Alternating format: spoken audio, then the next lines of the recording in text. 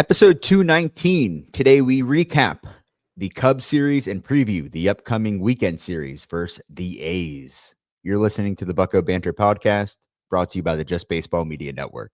Cue the music.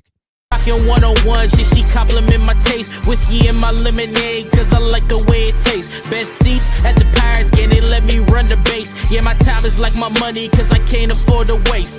Wifey is a lawyer, take my date to my dates. Order steak by the plate, send in case after case. Run my race at my pace, clear the grass of the snake. Adam, welcome back to another episode of Bucko Banter, and I have lost memory of when the Pirates last won a game. 11 out of 12. They've They've lost their 65 and 88. Very nice. Very nice. On Monday, we were at the game, and you looked at me and you said, over under, they win 4 more games. And I said under, pretty confidently. Looks like a pretty good line at right about now, 4.5. It's not looking much better, man. The A's are coming to town. That's a really exciting team. A team that you can get behind with a lot of young talent, with a guy who he's going to win Rookie of the Year. Who's had an unreal rookie season, by the way. Like, should be and would be an MVP candidate if you didn't have Cal Raleigh and Aaron Judge in the American League. Like, he's been playing that well. I'm really excited to see him and Jacob Wilson, because those are two young players in this game that I'm really excited about. They're on the same team. Like, if I'm an A's fan, especially up in Sacramento, getting to watch them in that smaller ballpark, I'd be really excited to go to the ballpark and watch this team every day. Man, what they scored? They scored 5 runs. They scored 5 runs this week. Monday through Wednesday, they scored 5 runs. 3 of those runs came off of one swing with Joey Bart hitting his 3rd home run on the year. Third. And it's like, shocker. Look what slugging does, right? They went down 4-0 quick. I don't know if you saw this, but according to Colin Beasley, Mitch Keller told Oviedo after the first inning that he was tipping his pitches. And that's why the Cubs jumped out on him so quick. Didn't see that. And to his credit, he recovered and he had a decent outing after the first inning. But man, it's getting tough, dude. Like this stretch after what looked like to be maybe a promising finish to the season, or what could have been, it's been just brakes are not working, straight downhill. Yeah, I thought we had some light there at the beginning of the month or end of August when we saw some wins against a tough Dodgers team. But after that, man, it's like I said before, we sold our soul to the devil, man. Haven't won many games since. So not a fun time to be at the ballpark. But I will say this, let's just enjoy this last weekend. You got a fun team coming to town with the A's, and it's the last chance you get to be at PNC Park for the rest of this year. So let's enjoy while it lasts. Let's talk a positive. Rafael Flores was promoted to the big league club. He made his debut on Wednesday at first base. I was really impressed with the at-bats that he put up in his. How do you look at first? I didn't get to watch the game today. Fine. Yeah. Looked fine. Which is good. I wasn't like, oh my God, this is terrible over there. But the first at-bat, he struck out against Boyd. Long at-bat, saw a lot of pitches, really worked it well. Got some favorable calls, but not bad. And then he took a changeup the next at bat to one of the deepest parts of the park. He barreled that ball up pretty well. It was really good stuff. You could see how that swing could potentially bring a lot of power to this lineup, which we desperately need. I know there's a lot of issues with the whiff and striking out, but let's be positive about it, man. He drew a walk later in the game. Like I said, he had quality at bats today, and that's all you can imagine from it's all you can ask for a young guy. Hannah Mears asked him after the game, like, were you nervous? How'd you feel? And he just said, once that walk-up song starts playing, like, he gets into it. And you can tell it's a good personality. We talk about adding guys to this clubhouse that makes sense, whether it be internally or in free agency or via trade. There needs to be some cohesiveness to this group. And young guys like Rafael Flores, somebody who comes to the park with a smile on their face, has a positive energy, and could potentially bring or has something to offer to this club. That's much needed. I don't care. There's a week left in the season. Like, let's see how this plays out and have a little bit more hope going into 2026. I love that. I love that. I didn't get to see that interview. I'll have to check it out. But we definitely want more personalities like that in the clubhouse. And I think just to take the positives away, we can dream on some thump in this lineup. That's what we've badly needed. We saw glimpses of it a few years ago with Jack Sawinski, and I think that has obviously worn out. But and this guy could, I guess, have the same profile. But let's hope for the best, man. This is a guy who came up from nothing. If you look at his story, was he even drafted? I don't even know if he was drafted. Yeah, Southern California, played in the Alaskan League, like just fought his way to the top. He's a fun story. Come on the pod, by the way, to tell that story. I'm really excited for him, and I think this is a guy that I'm going to be thinking about a lot this offseason, especially when we get to Bradenton in the spring. And you talk about puzzle pieces, right? This is a puzzle piece that could potentially fit in a lot of ways, right? If you want a platoon at first base, you have it, right?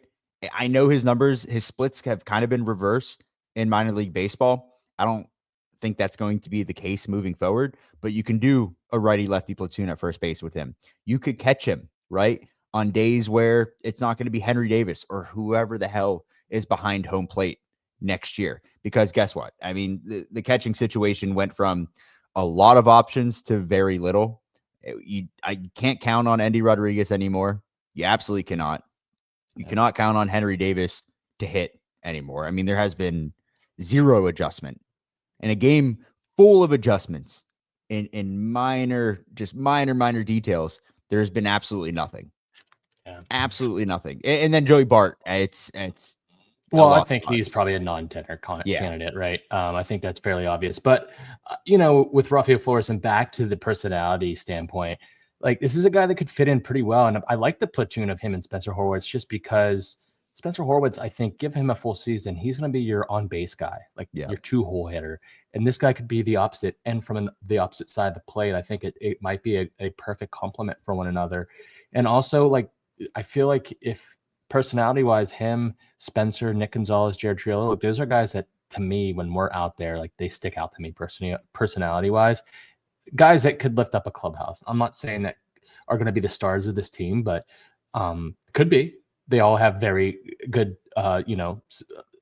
one or two tools that stand out. But I think that's important to have on a team. I think that's it's very hard to quantify, but it's very valuable.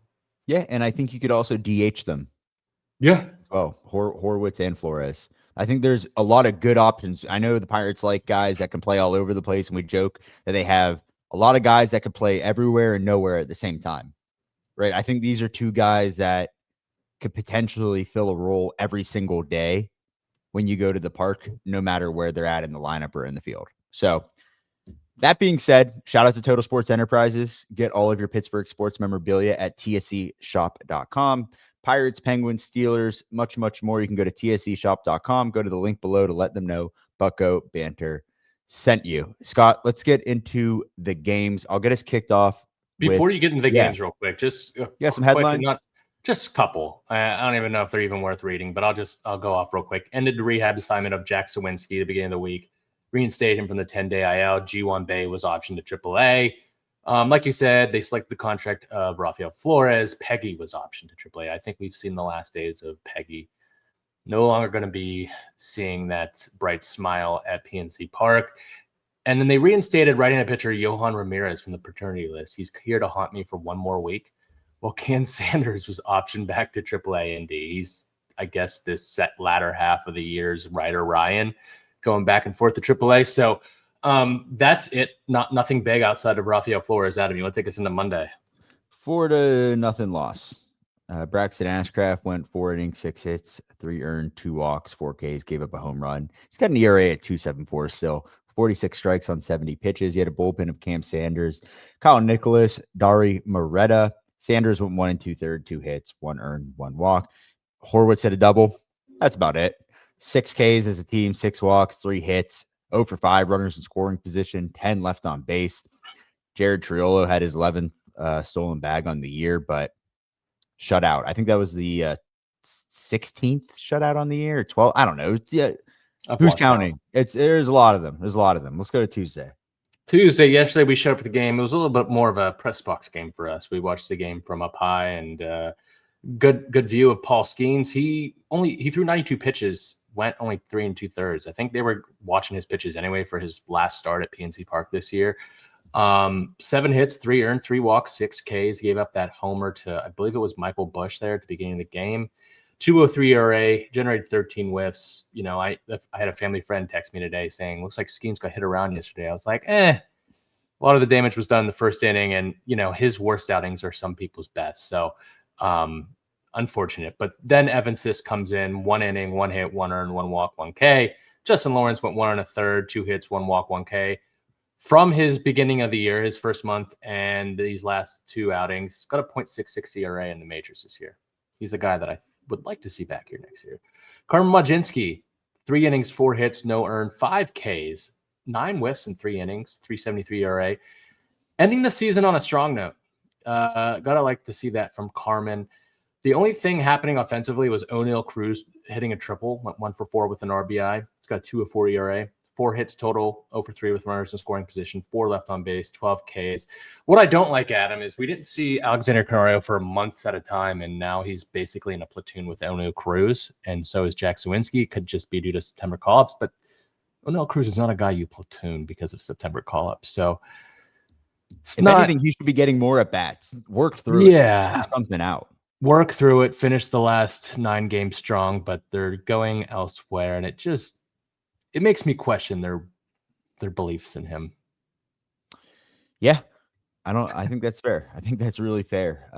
By the way, Carmen Mlodzinski has been one of the best pitchers in baseball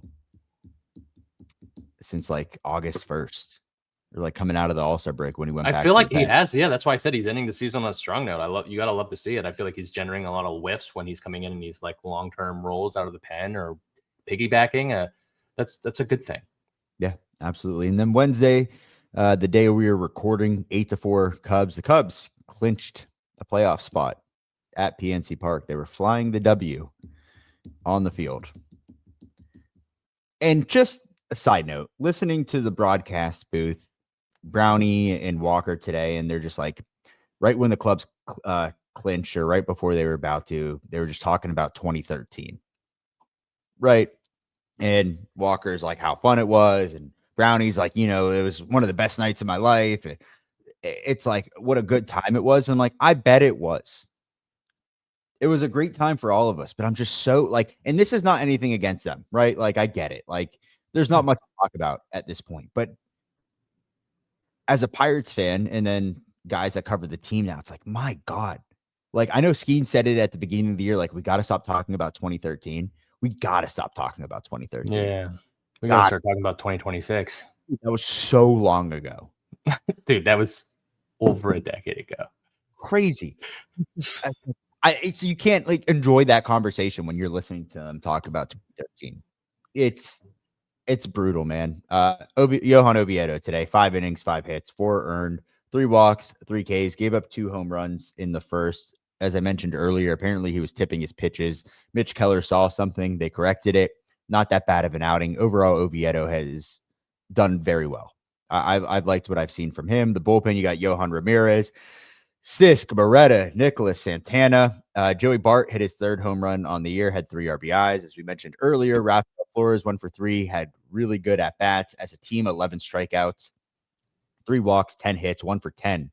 Runners in scoring position, 11 left on base. Cam Devaney made an error at 3rd base. And I had a lot of hope that maybe he's a late bloomer. And I know we've had him on the show, and he's a really nice guy. And I think there still could be some power potential there, but he's behind on fastballs. He's not catching up to it. I know he has a little bit of a leg kick. There needs to be some type of adjustment because you're not seeing 93 to 94 mile per hour fastballs on a daily basis. You're not seeing 90 mile per hour 4 seams, like at the lower level. I remember we talked to Jack McMullen a long time ago when he was broadcasting in AAA. And he's like, you see a lot of 90 mile per hour fastballs, like a lot. And I think it's showing. Yeah. With the bat. And I think, again, I think the glove could potentially play at third base and short. He's done fine for the most part, besides a couple of miscues. But if that bat's going to get going, there needs to be an adjustment, whether it's getting that foot down earlier or just something else that we're not seeing. It's the bat's behind. Do they bring him back? He's 28. Probably not. If anything, like he goes to AAA or minor league invite to camp or something, right. or major league invite to camp. Right. It's again, good guy. I think there's a good glove there, and maybe this experience helps him going into next year. But again, a game of adjustment. Something needs to be done. Speaking of bats from AAA, that double from Flores was 108.6 off the bat.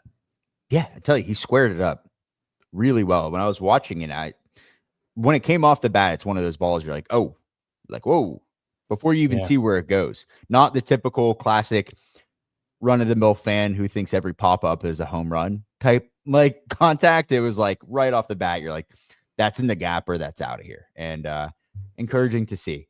So let's take a break right there, and then we'll be back with our preview of the A's.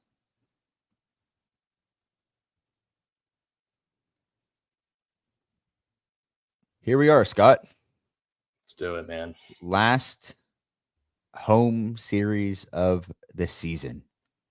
And you have the Athletics. An exciting team. A team that's been through a lot. They've been playing at a minor league ballpark. They're going to continue to play at a minor league ballpark.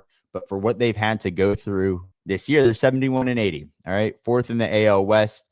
I'll get us kicked off with Friday. They got right-handed pitcher Luis Severino, their big signing this offseason versus Mitch Keller. This year, Severino 6-11 with a 4.82 ERA, 151 in the third innings pitched, 27 games, 116 Ks, 1.32 WHIP. It's funny because Severino complained about the conditions of the park and not liking it, but he also signed that big deal there. It's like, what'd you expect? Yeah. What did you think was going to happen? But the arsenal, you got a four-seam sweeper, sinker, cutter, change, slider. You're mainly going to see the four-seam sweeper and sinker. The power arsenal with 3 legitimate swing and miss pitches, ability to dominate lineups when healthy, experience in high leverage postseason situations as well. The fastball slider combo is still electric. So while he has faltered a little bit this year, he's still a very good major league pitcher. And then we've got Luis Morales going Saturday versus Bubba Chandler, TBD. This year, Luis Morales, the young Cuban, 4-1 with 3.08 ERA and 38 innings pitched, 8 games, 34 Ks, and a 111 WHIP. 4-pitch mix includes a four-seam that he throws 52% of the time, a sweeper that he throws 26% of the time, and then a change and a slider. That fastball has some oomph to it, man. It sits at 97.2 on average. Has a lively slider that sits in the low 80s, so it's a little bit slower, and a changeup that already shows promise, sitting almost at 90 miles an hour. Scouts believe he could develop into a front of the rotation arm, given some refinement to his command. His ability to miss bats stands out, so I think the floor for him is probably a high leverage reliever, but this is a fun young arm, and he's going to generate a lot of swing and miss this weekend, probably. Yeah, Sunday. I mean, yeah, there's going to be a lot of swing and miss regardless. For sure. Sunday, left-handed pitcher Jeffrey Springs versus Mike Burrows. That will close out PNC Park in 2025. This year, Springs is 10-11 with a 4.17 ERA and 166 innings pitched, 31 games, 135 Ks with a 1.22 WHIP. The arsenal, four-seam, change, slider, sweeper, cutter. Excellent changeup here, Scott, and ability to get weak contact off of it. Solid strikeout ability for a non-power pitcher. Velocity ceiling is modest at best. If it drops too much or if he loses movement, he may become hittable. We'll see. Again, I'm just trying to see little things from specific players this weekend and to close out the year. I mean, I would rather. I know you're saying that the bat's behind with Devaney and some of the guys, but I'd rather see him play third base. Oh, of course. Yeah. I want to see more Trio at shortstop. I want to see Rafael Flores at first base or catching. I want to see him catch. I'm interested to see that. I want to see some young guys just get some more run. I want to see some young guys get some innings. I want to see more Bubba Chandler. I think this is the time, man. Just run them out there against a fun A's team and see what they can do. I mean, Jared Triolo, to me, if you're looking at him as a stopgap at shortstop, I don't think you need to go look for a shortstop this offseason in free agency. I really don't, because you have one, especially if he can hit at this rate. For a longer period of time throughout the season, I think he could be a solid average role player in the big leagues, and I think he could be, especially on a team that is a smaller market, he could be your 9-hole hitter and play a really good defense. So that's more of what I'm watching. I'm not going out there to root for a win, or because we're not playing for anything. I want to see these guys get innings. They're not getting the 76 wins. I'll tell you that. Adam, they ain't getting the 70, brother. Yeah, they got the A's, as we mentioned, and then you got the Reds, and then you have the Braves, and that's it, I believe. Am I right? You are right. So it's been a hell of a year for Bucko Banter, at least going to PNC Park. I'm excited to close it out on a strong note, put a lot of work in, and we still got a little bit more to do, and then we're going to hit the offseason running. As we mentioned last episode, we are still holding interviews. We have made a couple of acquisitions, if you may, that we are excited to announce coming up shortly. And I think they're going to contribute a lot to the future of Bucko Banter and continuing to grow. But we are still looking for some more talented individuals. Specifically, we're looking for people that are motivated when it comes to producing unique content, editing clips, have some type of experience in that or a passion to be in that type of space, graphic design, general knowledge for baseball, and just have ideas, right? If you know how we can improve and you're willing to be part of a team that wants to keep growing, this is a good spot for you. Make sure you DM us on Instagram or on X. You can reach out to us at buckobanter@gmail.com. We're always willing to listen and hear you out. That being said, make sure you subscribe to the YouTube channel. Like, share, leave a comment, go follow on all social media. If you share our posts, that means a lot to us. Show it to a friend. Like the post, share it, comment on it. That helps us out a ton as we continue to grow those pages. And then go to buckobanter.com for all of your Bucko Banter merchandise. Get a nice hoodie, sweater. We got the champion ones. They're real comfortable. It's that time of the year where you don't know how to really dress. Might be a little cold in the morning. Go out to walk your dog. Throw that bad boy on. Show them who your favorite podcast is. So anyone who has bought it, we appreciate you. Anybody who supports us, we love you. Continue listening. Stick with us. It's only going to get better until next time. And for the first time this week, raise it. Raise it. Best seats at the Pirates game, they let me run the base. Yeah, my time is like my money, cause I can't afford to waste. Wifey is a lawyer, take my date to my dates or the steak by the